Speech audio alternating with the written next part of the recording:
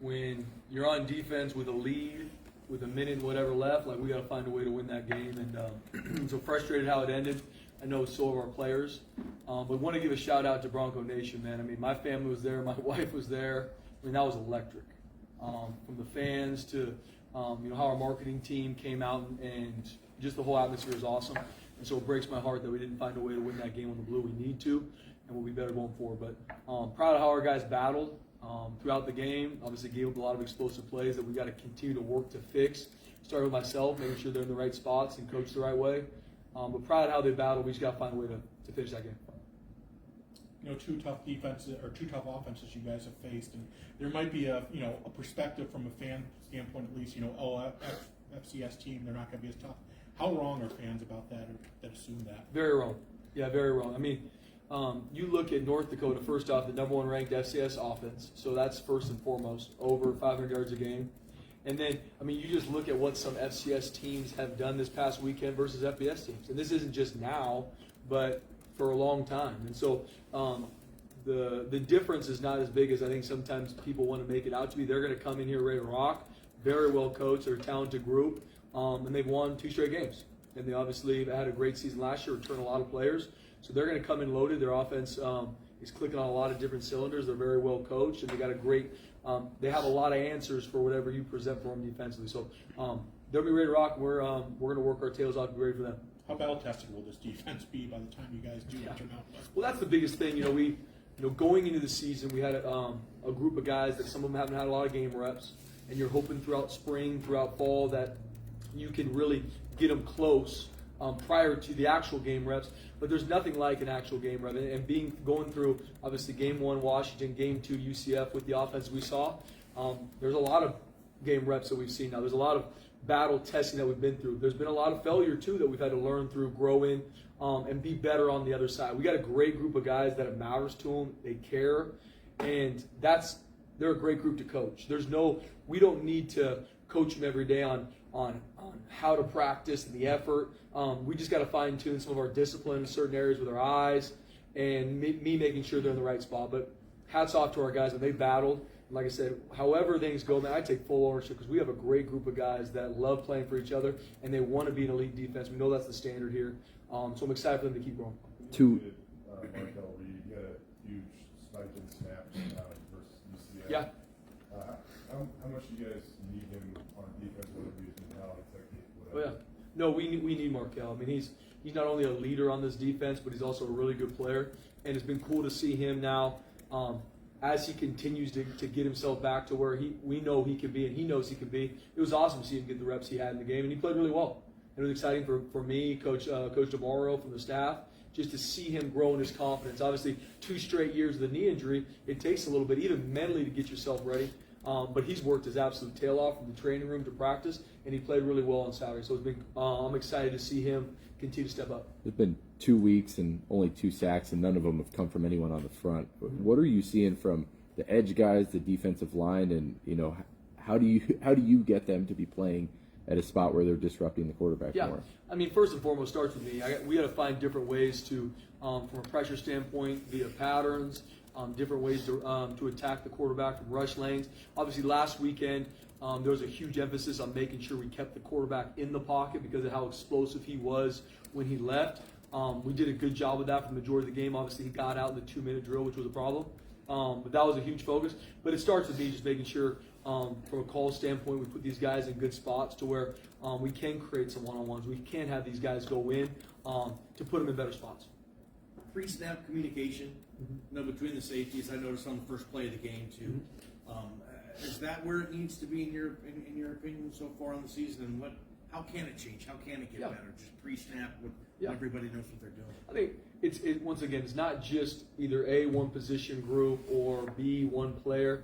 It's just as a whole group, we've just got to be disciplined to do our job every single snap. And it's not, like I said, not one position group. It's obviously, as a defensive coordinator, it starts and ends with me, from putting in the right spots in practice, making sure it's going from the meeting room to the practice field, which then, if you handle the meetings, the practice the right way, those habits will show up in the game when the bullets are flying.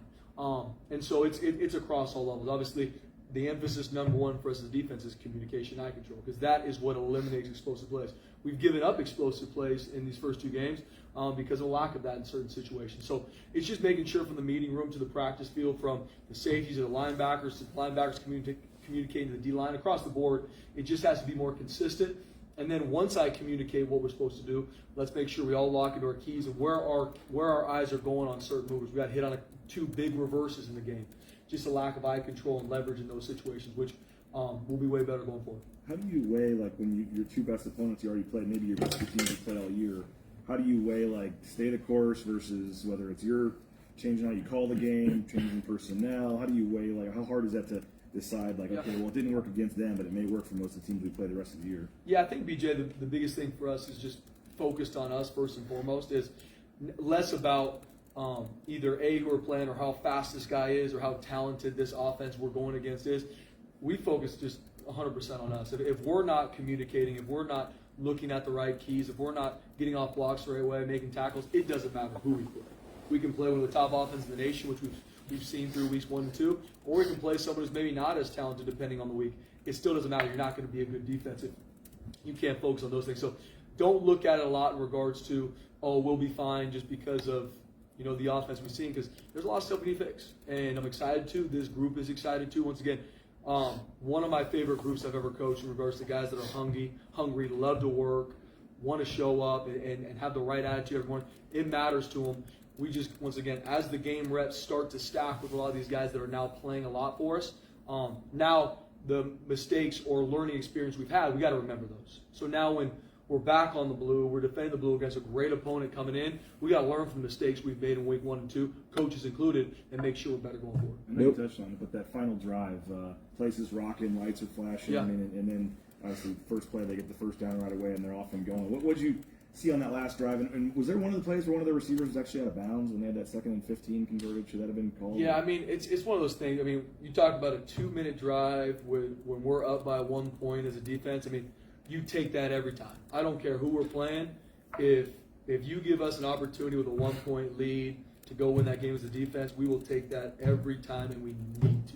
And so not executing those moments was frustrating. Obviously, we got to put them in better spots, be ready for those situations. And I know we will be going forward. But a lot of what they did were things that we were ready for. We practiced, and so we just got to make sure we do a better job taking it from the practice field to the game, and we'll go execute those big moments. In regards to the guy being out of bounds or not, we can't ever put it in the ref's hands to even make it a question, right? There's a lot of things that we're excited to clean up, start with me, and I know our guys will be way better for it. Look at kind of watching on that end, Dimitri leave the field from a level of exhaustion standpoint. It kind of reminded me of a guy like Leighton walking off the field in Colorado State 17. Those guys played almost every snap at a pretty physical position. How much do you need from the guys behind them to maybe dispel, and what do you need to see to dispel those guys a little bit? And especially as we go throughout the season, I mean, our depth is going to be huge, and once again, the guys that are in backup roles doing a really good job in practice, proving themselves to show like they're ready for those moments. In that game, against an offense like that, the tough part is once they're rolling, it's going to be very hard to sub because there's no time wasted. They're moving. They very even rarely sub in and out of personnel. So a game like UCF is a little bit different than some teams. We will rotate more going forward. One, to keep them fresh. Two, because the guys behind them have done a really good job and they're pushing it. So we're going to find more ways to rotate to keep our guys fresh and to keep them so we can be healthy throughout the whole season. Rodney, I know he's a guy that you told me in the past that even when he'll text you at 11:30 because he's watching film or something like that. In terms of, like, we take it as cliche when you guys say doing your 111, but how fine is the line of a guy seeing something on film, trying to anticipate something, but also checking the box and doing your 111? Yeah, no doubt. For us right now, and I use this loosely, a younger defense, the number one focus for me, for our group, is do your job. Do your job. Because everyone in that seat, this place matters to them. There's no one here that's like, I'm going to go out there and just do something different because I think I should. No, that's not happening. But we have to have the discipline to do my job no matter what. Yes, there's film study to know what's coming. Hey, I know in this formation, here's the move, or this is where my eyes will be coming to. There's a couple different things I'm going to get. But the biggest point of emphasis for us as a defense is no matter what it is, you get a call, you see a formation, you communicate, you lock your keys, and you do your job. And then you're obviously counting on the guy next to you to make sure he's doing his. And that's our biggest focus across all levels. Safeties, corners, linebackers, D-line, edge guys, that's our biggest focus. Because we got a great group to coach. We got a great group of guys that are going to continue to get better. We got better from week 1 to week 2. We got to take another big jump from week 2 to week 3. And a huge focal point is do your job. What's the call? What's the situation? And what's your technique? Do that to the fullest you can. That's what we need from you. Not to overthink, well, I saw this on film, so I was thinking I could jump. No.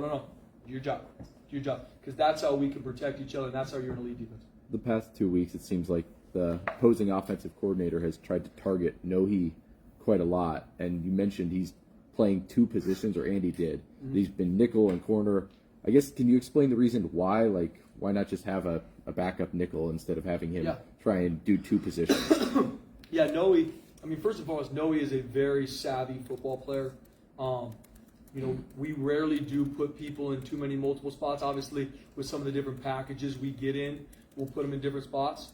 There's a lot of same as. What I mean by that is, although you're in a different position or a different alignment, it's the same as technique as you would if you were playing corner, or same as you would be playing here. And Nohe's done a good job, and he has to play all over the field. Obviously, there's some things that we're excited for him to grow in. And like I said, I wouldn't say just that Nohe is being attacked. I think just in general, we're being attacked to see how we handle certain shot formations, see how we handle certain coverage adjustments, because we put that on film. And that's when you play good offenses, they are going to look back and see what has hurt you, and if you have not fixed it and you do not have the answer, it's coming again.